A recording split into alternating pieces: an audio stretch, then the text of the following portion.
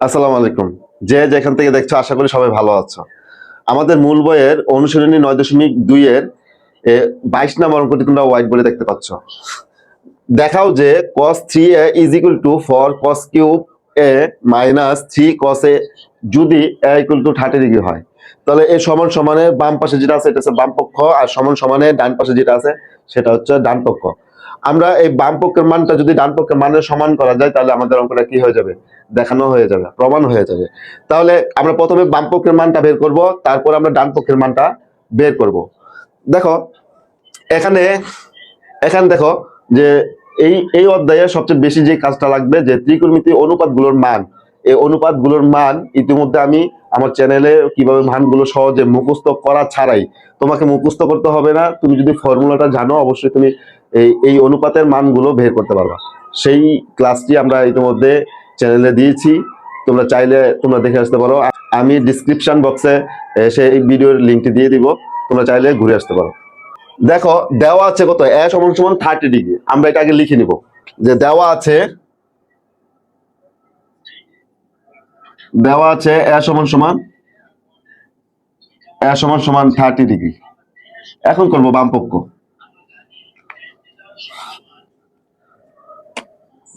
বাম পক্ষ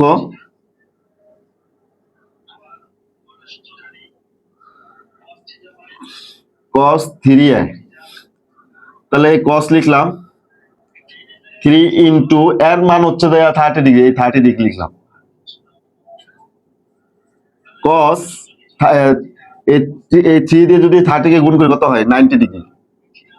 তাহলে cos 90 ডিগ্রির মান কত, আমরা cos 90 ডিগ্রির মান মনে করো যে আমরা জানি না, আমাদের মুখস্থ জানা নাই। আমরা sin থিটার মানগুলো আমরা জানি। যদি এই sin থিটার মানও তোমার জানা না থাকে, অর্থাৎ ত্রিকোণমিতি কোনো অনুপাতে তোমার মান জানা নেই, তবে অবশ্যই আমি বলবো যে আমাদের সেই ক্লাসটি তুমি দেখে আসো, তোমাকে মুখস্থ করে রাখতে হবে না। তুমি যদি ভুলেও যাও অন্তত পক্ষে তুমি সেই ফর্মুলাটা ব্যবহার করে এই অনুপাতগুলোর মান বের করতে পারবা। তাহলে আমরা sin থিটার মানগুলো দেখো লিখি। প্রথমে sin থিটার মান হচ্ছে sin 0 ডিগ্রি মান হচ্ছে 0, sin 30 ডিগ্রি মান হচ্ছে 1/2, sin 45 ডিগ্রি মান হচ্ছে 1/√2, sin 60 ডিগ্রি মান হচ্ছে √3/2, sin 90 ডিগ্রি মান হচ্ছে 1। তাহলে এটা হচ্ছে সাইনের মান। সাইনের মানগুলো যদি এখান থেকে উল্টো করে যদি আমরা গণনা করি তাহলে আমরা কার মান পাবো, cos এর মান পাবো। তাহলে cos 0 ডিগ্রি মান হচ্ছে 1, cos 30 ডিগ্রি মান হচ্ছে √3/2, cos 45 ডিগ্রি মান হচ্ছে 1/√2, cos 60 ডিগ্রি মান হচ্ছে 1/2, আর cos 90 ডিগ্রি মান হচ্ছে 0।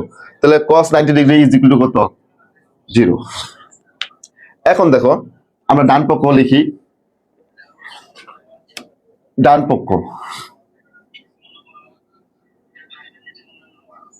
কি আছে যে 4 cos cube a minus 3 cos a। এখন আমরা কি করব, আমরা এখন শুধু এর জায়গায় এর মানটা বসাবো। তাহলে দেখো, তাহলে এই যে 4 cos, এই যে এর মান হচ্ছে 30 ডিগ্রি, এই 30 ডিগ্রি লিখলাম, এটার পাশে হোল কিউব দিলাম। তাহলে এই যে মাইনাস চিহ্নটা দিয়ে দিলাম, এই 3 দিলাম, cos 30 ডিগ্রি। তাহলে cos 30 ডিগ্রির মান কত, তাহলে cos 30 ডিগ্রির মান আমরা এই কিছুক্ষণ আগে আমরা sin থিটার মানগুলো বের করছিলাম। sin 90 ডিগ্রির মান ছিল 1, আর sin 60 ডিগ্রির মান ছিল √3/2। তাহলে sin 60 ডিগ্রির মানটা cos 30 ডিগ্রির মান। তাহলে sin, দেখো আমি আবার লিখি sin থিটার মানগুলো এখানে লিখি। দেখো sin 0 ডিগ্রির মান 0, sin 30 ডিগ্রি মান 1/2, sin 45 ডিগ্রি মান হচ্ছে 1/√2, sin 60 ডিগ্রি মান হচ্ছে √3/2, sin 90 ডিগ্রি মান হচ্ছে 1। তাহলে এদিক থেকে যদি আমি গণনা করি তাহলে cos এর মানগুলো পাবো। তাহলে cos 0 ডিগ্রি মান হচ্ছে 1, আর cos 30 ডিগ্রি মান হচ্ছে √3/2।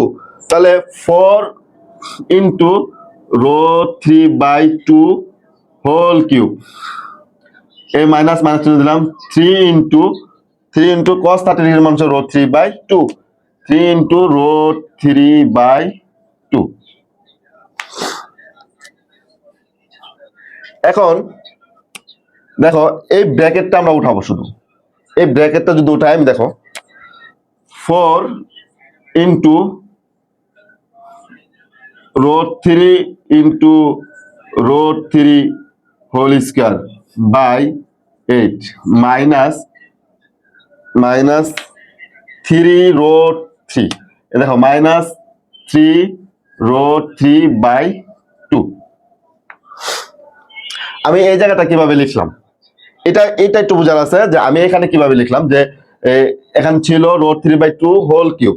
দেখো যদি এই যে রোড 3 বাই 2 হোল কিউব এটাকে যদি আমি ইয়া করি, তাহলে এই রোড 3 এর উপর কি পড়তেছে, হোল কিউবটা পড়তেছে।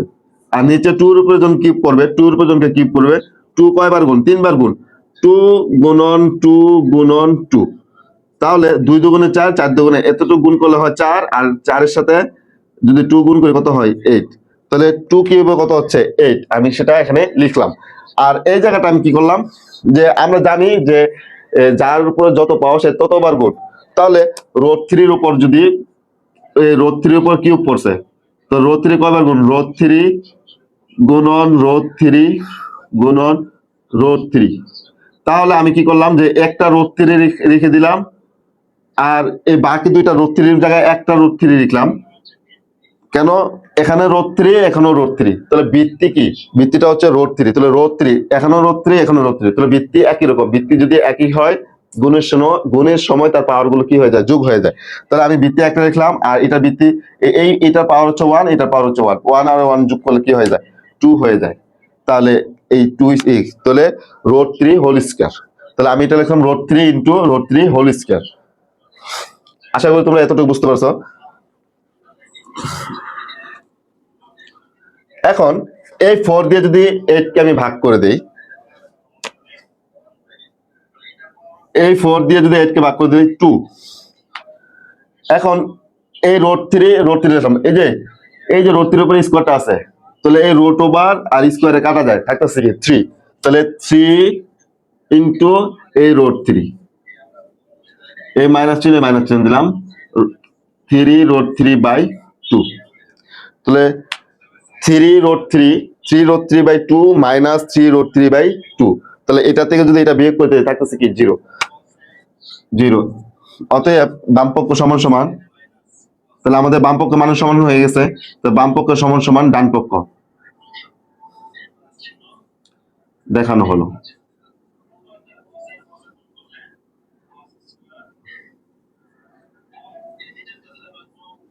আশা করি এতটুকু বুঝতে পেরেছো। আমাদের ক্লাসগুলো যদি তোমাদের ভালো লাগে অবশ্যই এর ভিডিওটি একটা লাইক করবা। আর যদি তোমার কোনো মতামত থাকে অবশ্যই তুমি তোমার মতামত জানাতে পারো আমাদের কমেন্ট বক্সের মাধ্যমে। তো সবাই ভিডিওটি এখানে শেষ করছি, সবাই ভালো থাকো, সুস্থ থাকো, আসসালামু আলাইকুম।